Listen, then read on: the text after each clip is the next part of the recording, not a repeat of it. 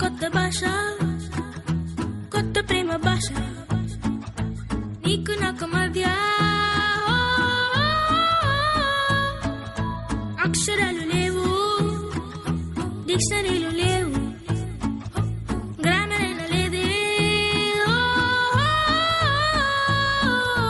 నీ నా కన్నుల్లోన, నీ నా నవ్వుల్లోన మౌనం మోగించే భాష.